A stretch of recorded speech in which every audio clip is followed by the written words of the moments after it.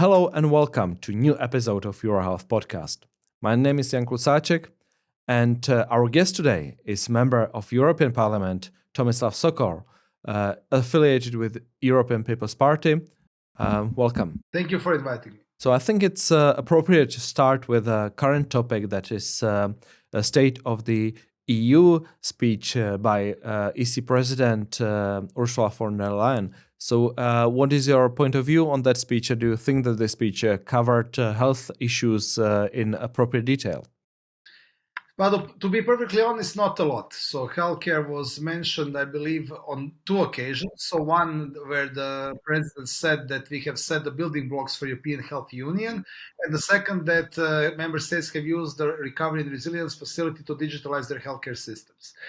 On the other hand, it's logical that maybe that there has not been mention of many new initiatives since we are at the end of the electoral term, and the fact is that we have really done a lot. So we have adopted Europe's Beating Cancer Plan, rules on serious cross-border health threats. We have strengthened the mandate of the ECDC and EMA and other European health-related institutions. We have increased 12-fold the EU budget. So now we have EU for Health program, which is 5.3 billion euros. The previous one was around 450 million euros. So it's an enormous increase. Also, the European Health Data Space proposal is now being worked on in the Parliament, and we are waiting for the final agreement within the Parliament, then to start negotiations with the Council, with the Member States. And also, we have started work on the package of pharmaceutical legislation, which should make medicines in Europe much more affordable and much closer to citizens and make it easier for all the patients to access these new medicines. So definitely, I think we have done a lot. DPP has been the spearheading this whole idea, this whole initiative of the European Health Union, and now it is time to really focus on finishing what we started. So the two most important things are obviously health data space, the pharma legislation, but also the implementation of Europe's Beating Cancer Plan. So this is what we have to focus before the end of the term, and after the elections, with the election of the new parliament, we'll see what new initiatives will come along. Well, you've mentioned twice European Health Data Space regulation proposal. So maybe you could tell us more about this proposal and what are the objectives of it. So the objectives are to have better, faster, and more efficient healthcare.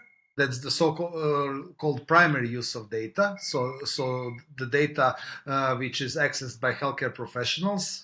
So the whole idea is that all of our health data will be digitalized. It will be put in one European format, and this will enable health professionals in other member states, other parts of the same member states to access our health data, medical images, diagnostics, everything, which will make it easier for them to prescribe new treatments in a much faster, more efficient way than before. There will be no overlaps, no doubling or repeating the same procedures that have already been done, etc. So the idea of this is to have a faster, more efficient healthcare, while also enabling patients to have more control over their own health data. So, for instance, patients will be able to restrict access to part of their data to some healthcare professionals. For instance, if there is a diagnosis of some kind of a mental health disorder or something, patients will be able to restrict access to this part of data only to certain healthcare professionals. So definitely better and more efficient healthcare and enabling patients to have more control over their health data. The other part is the secondary use of data. So the idea of secondary use of data, that's the use of data by people who are not healthcare professionals, for instance, for the purpose of research, innovation, creation of new medicines, making policy decisions. We saw, for instance, during the pandemic that we had different data with different standards and protocols, different methodologies from different member states, and it was very hard to make common European decisions, coordinate our approach to COVID, etc. So with the health data space, with enabling this secondary use of data, will make it possible that all of this unused or untapped potential of the health data from across the European Union member states will be able to utilize it and use it for research, innovation, making policy decisions, etc. So how will it work? So healthcare providers will, like hospitals, for instance, but also universities, research institutes, etc., will catalog their data. that they have, they will have to make this available for the use of, for instance, universities who want to use this data for research, etc. These data sets, they will be made in the common way across the European Union, and then those who want to use this data, for instance, to develop new medicines for research, etc., will send a request to the health data access bodies, who will then decide whether conditions are fulfilled to give access to this data. Of course, this data will be anonymized or pseudonymized, so it will not be possible for individual patients to be identified through this data. It will only be done in secured environment. And this data will not be downloaded, so that nobody would be able to take away this data, take it with them. So they will only be able to access it for the purpose, for instance, of research in a secure environment. What is also important for us in the European Parliament is that patients also get to choose whether the data should be used for this so-called secondary purpose or not. And for that reason, we propose a so-called opt-out mechanism, so that those patients who do not want their data to be used in these data sets for research, innovation, etc., will be able to decide like that. And we believe this is very important for us because on one side, we make it possible for patients to choose, to decide on one side, but on the other side, we believe that with an opt-out system, we'll still get enough data, enough representative data sets that it will be useful in the end for the purposes that we want, like research and innovation. So I think that this could really be a breakthrough, that this could be a major change in the way how health systems work in the European Union. And I believe that by doing this, we'll be able to achieve objective of better control of data by the patients, better and more efficient and faster healthcare, and having much more data, much more useful data, so that we can make better informed policy decisions, but also that we can create and develop new medicines in a much better and faster way than up until now. Well, this all seems pretty reasonable and straightforward. However, just 2 months ago, you acknowledged that there are significant obstacles in reaching an agreement, especially in this area of secondary use of health data. So what's this about? And do you think that those obstacles could be overcome by the plenary that is planned for November? Yeah, I think so. Actually, we have reached an agreement. The majority in the parliament has reached an agreement in the negotiations to have a general opt-out approach, maybe with some specific exceptions for an opt-in. We'll still working on that, but the overall general approach will be an opt-out. And we think that this is important. Patient groups support it. This is, I think, also very important. But now we have to also explain it to the general public that they do not have to be afraid, and it will not be possible for Facebook or Google or big tech companies to take away their data, use it for social media profiling and things like that. So we have a lot of safety valves. We have a lot of safety mechanisms which prevent this from happening. So I think this is very important. So now that we get all the stakeholders within the system on board, healthcare system, that we also explain this to the general public. And of course, in the implementation phase, what will be the challenge will be to get the stakeholders, especially healthcare professionals, to really belong to this system, because they will have to feed the data. They will have to put the data into the system. They will also be using the data. So it's very important that healthcare professionals are trained, and that they are explained what this means and what are the end benefits of this whole system. And also what will be very important is the question of funding. So one area where the Commission's proposal is not very good is the term is funding. So what the Commission has proposed in terms of funding is definitely not enough for all the things that we have to do across Europe. So we as the Parliament will propose that in the next revision of the multi-annual financial framework of the EU, that's the 7-year budget of the EU, we find much more additional funding for the building of this whole infrastructure, training of people, etc. for the EHDS, because we believe that this is the crucial thing if we want this to be implemented, especially since there are big differences across member states. So the member states are on different levels in terms of digitalization of healthcare systems, the use of data, etc. So we have to be able to harmonize all of this so that everybody gets on the same level. And to do this, we'll need investment from the central EU budget. Well, that's for this topic, but there are several other topics currently in European Parliament. One of them is own initiative report on non-communicable diseases being prepared by a subcommittee on public health. So what are the aims of that? Yeah, so finally the subcommittee on public health has been formed, because you know that in European Parliament we have the same committee, which is both for public health and environment, the ENVI committee. And this is a big problem, because these are so important areas that each of these areas should have a separate committee. And we in the EPP, in the European People's Party, were the ones who were pushing to have a separate health committee. Especially with the Green Deal and other environmental initiatives, it's getting a bit more focused on healthcare is that. always kind of in the background because of this. So we want to have a fully fledged legislative healthcare committee which will only focus on health. So as the first stage, we were able to form this subcommittee, but I hope that also after the elections, when the new parliament is formed, that we'll be able to have a really separate, fully fledged legislative committee with full powers. So on the concrete report, yes, this is a very important report, I think, because non-communicable diseases are the major number one killer in the European Union. We mentioned Europe's Beating Cancer Plan, so cancer is the second killer in terms of the number of people that it kills in the EU. And the first killer, the number one killer in the EU, are the cardiovascular diseases. And this shows that this is really a big problem, not to mention also mental health is a separate issue, diabetes. So all of these things influence a great number of people. And if we want to do something on European level, then we have to act now as soon as possible.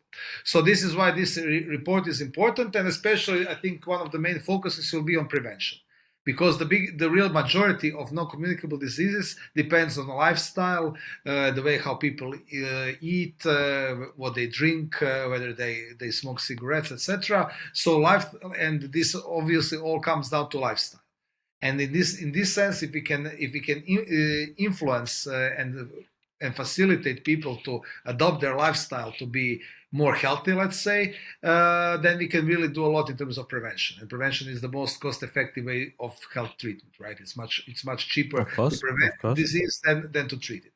So definitely, I believe that some recommendations which will be useful will be presented in this report, and this will also help us raise awareness of this issue.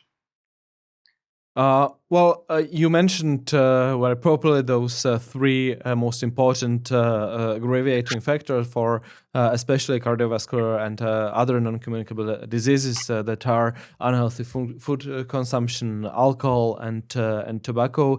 But we've seen very controversial approaches to those factors within EU. Very different approaches among member states. When some of the states adopt more strict and I would say zero tolerance approach to, let's say, tobacco use. And other states are really more oriented on the prevention and on mitigation of the risks. So, do you think that European Parliament and the future European Parliament could contribute to this discussion and put those topics on, I would say, more evidence-based level? Yeah, I mean, this is a very controversial topic. As to be perfectly concrete, so on alcohol, the question of wine consumption, whether moderate wine consumption can be healthy or not, or whether we should be very strict on that. And the second important issue, obviously, is tobacco, essentially the alternatives to tobacco, so the so-called harm reduction concept, because everybody agrees that smoking cigarettes is a major problem, etc. But of course, the question of the alternatives, like electronic cigarettes, etc., whether they can be useful in terms of prevention, in terms of being less harmful than cigarettes, and then promoting them, that's the question which is very controversial. What is important is that actually European Union has a very strong competences here, because European Union decides on taxation of these products, especially cigarettes, etc., excise duties, indirect taxes. The European Union sets this, and also on the question of marketing and putting these products on the market. So this will be a major issue. Here, European Union has a strong role to play. I think a good blueprint would be to use the language used in the Becker report of the Special Committee on Beating Cancer, which really had, I believe, a very balanced approach to these topics. Yep. Emphasizing the need to be facts-based, evidence-based, etc. And I think that this kind of approach should be used. Also on obesity, on the diet, what I think is also very important is that we give consumers the right to choose. So this is very important. So not prohibiting them, not penalizing them for eating meat or something, but giving them all the information and letting them decide by themselves. So not everybody can be a vegetarian just because somebody in the European Parliament thinks that this is the best way to go. So we should give the consumers the right to choose. We should give them all the information. We should provide this information on the front of pack. So this is very important, so that it's not made in small letters somewhere in the back of the pack for instance, of some food, etc. But that it is clearly stated on the front of pack what are the potential consequences, risks, etc. of consuming this food. But then again, in the end, letting the consumers decide by themselves. And this has always been the EPP approach. So I think that we need a balanced approach here on front of pack labeling, definitely providing consumers all the information, letting them decide by themselves. Also promoting healthy diet like Mediterranean diet. This is also something very important. And also, especially on the so-called harm reduction and on the wine consumption, to have a moderate and balanced language, and emphasize the need to have a facts-based approach and see what are the potential benefits of these alternatives as well. So you think there will be a strong opposition to evidence-based approach on the harm reduction topic, or do you think that this is something that will be adopted widely all across EU in the next, let's say, 5 years? Yeah, we see strong opposition to this concept, also in some political groups in the parliament, but also in the commission. I think the reason is that the methodological. So they compare usually the harmful effects of these alternatives like electronic cigarettes with people who do not use anything at all. And of course, yes, it's better not to consume electronic cigarettes, not to consume anything, than consume electronic cigarettes. In that sense, yes, this is harmful. But if you compared using these alternatives like electronic cigarettes with using real cigarettes, then you see that it's much less harmful. So that's the question of what kind of approach and point of view do you take. Of course, one of the arguments as well, which this needs to be studied more, is whether these kind of alternatives can be used as a kind of opening the door for going to smoking cigarettes itself. Like, for instance, when you take certain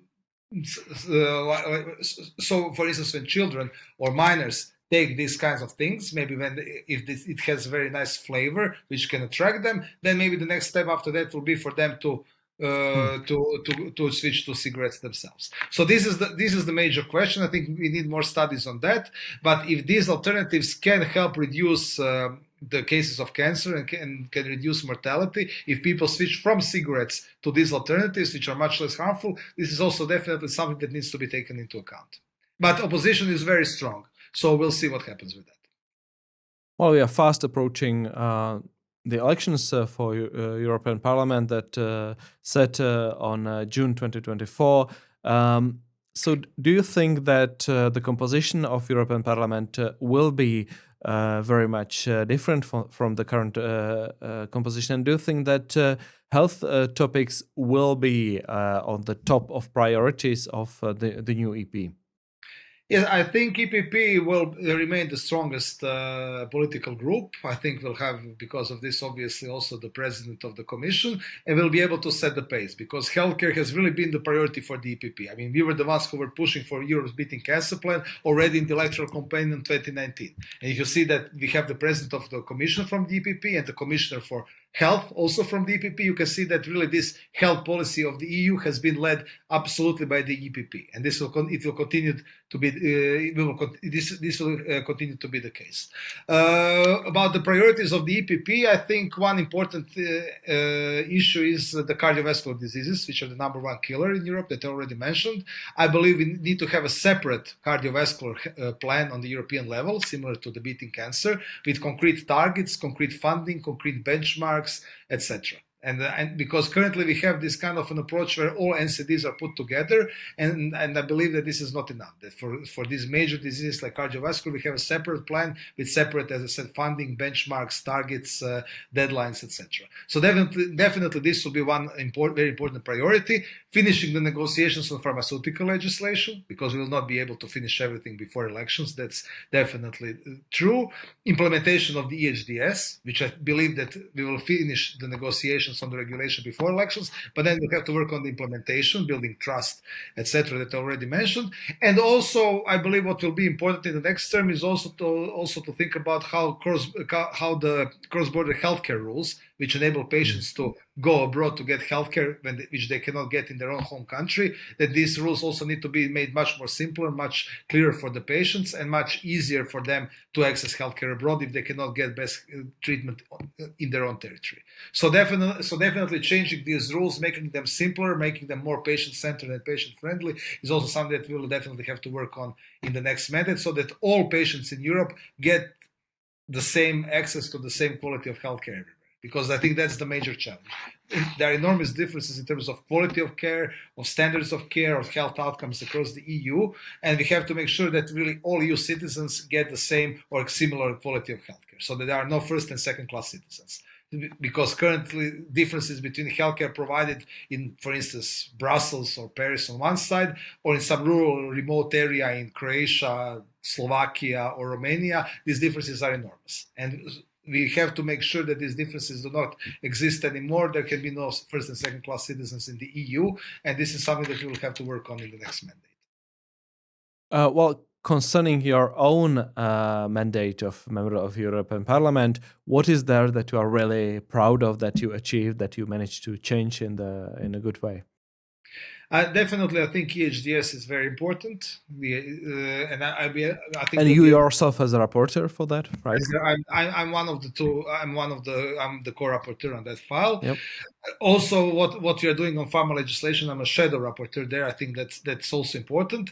I'm glad that I was also rapporteur in the Committee on Regional Development on the report on how to use European Union funds, cohesion funds, to decrease these differences in healthcare provision which exist. What I was saying about first and second class citizens. And I think these are definitely the things which I consider very important. There were other files that I was working on, like the Becca report, Farm to Fork strategy, where we really fought very strongly for the consumer's right to choose and to be informed about the food they are eating. There are other initiatives as well which are not that related to healthcare, like, for instance, fighting for the co-funding of EU for cohesion policy projects to remain at 85%, not to be reduced to 70%, which is important for especially smaller member states which do not have resources to co-fund all of these EU projects in the amount of 30%. Also developing the common charger, so that now that we have the common standard for common charger across the EU, which means that Apple will also have to have the same standard as Android mobile phones. I think this is something which is practically very important. I was part of this initiative in the Consumer Protection Committee. So definitely I think we've done a lot, but there is still a lot that needs to be done, and especially in the area of healthcare, we have to focus on making sure that all EU citizens get the same quality of healthcare wherever they live. Well, this is absolutely delightful last sentence, I think, and I think it's time to say thank you very much for your time and for your contribution to the debate, and good luck in the final month of this EP, and good luck with finalizing all the initiatives that are ahead of you. Thank you.